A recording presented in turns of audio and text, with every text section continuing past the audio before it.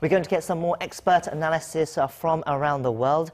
We're going to connect with Professor Robert Patman again at the University of Otago in New Zealand. It's good to have you back, Professor. It's good to be here. Thank you. So we were discussing earlier about the kind of deals that North Korea and the US could be having. And there's been all this talk about whether it's going to be a big deal or a small deal. Now, can you explain what the two differences are and what you think might come out of this meeting? Well, I suppose really the big deal for the Trump administration would be a concrete commitment by Kim Jong-un to accelerate the denuclearization process in a systematic fashion, with a timetable laid down, with international observation, or at least American inspection of the process being carried out.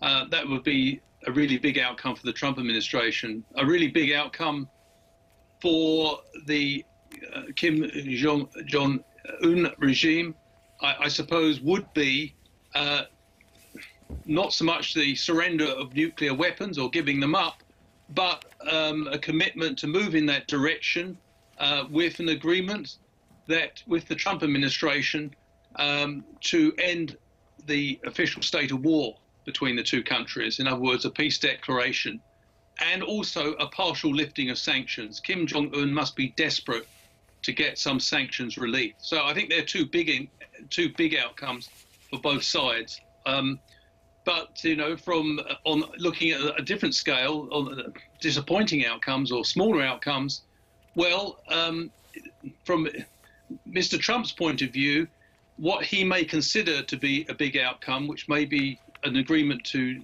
end hostilities, he has to sell that domestically. So one of the dangers, I think, and this doesn't apply so much on the North Korean side, one of the dangers for a democratic elected president like Donald Trump is that he has to convince the American people that the second summit has made tangible progress and gone beyond just declarations. And I think that, you know, in a sense, North Korea hasn't got the same problem in convincing public opinion. This is an authoritarian regime, and in a sense, breaking North Korea's isolation, having a second summit with the president, that in itself, although it may not deliver much, is nevertheless a welcome opportunity to confront the accusation of the North Korean regime that it's a pariah regime that's in isolation.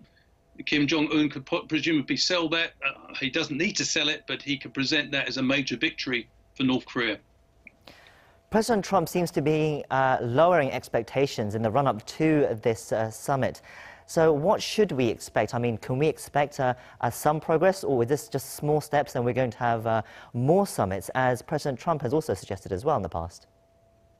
It's very difficult to predict. Mr. Trump makes a virtue of being unpredictable, and I think both Japan and South Korea were surprised at one of the concessions that Mr. Trump made in the first summit when he suspended joint military exercises with South Korea. It'll be interesting to see if there's any comparable developments in the second summit.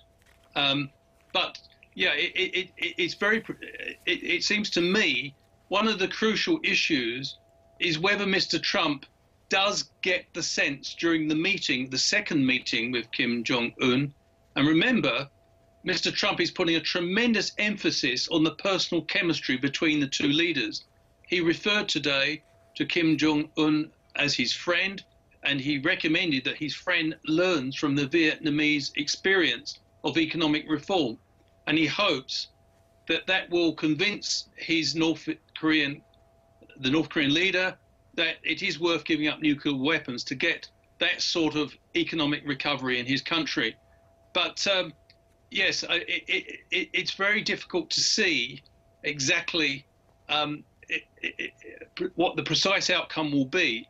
If Mr. Trump gets the sense that North Korea is simply not going to move in a way that the Americans anticipate on denuclearization, then maybe the Trump administration may have to consider moving from the goal of denuclearization to arms control, where they accept the reality that North Korea is not going to give up its nuclear weapons, in any near future. And that would result in quite a shift. Now, in a sense, the Trump administration signaled that they might be preparing for this, because he, before the summit, has already indicated that he's no rush to see denuclearization, which is quite a shift from some of the talk that have been going on in Washington since the first summit. Yes, we'll have to see what does really come out of the summit in the next couple of days. Thank you, Professor, for connecting with us and speaking to us today. Thank you very much. It's a pleasure.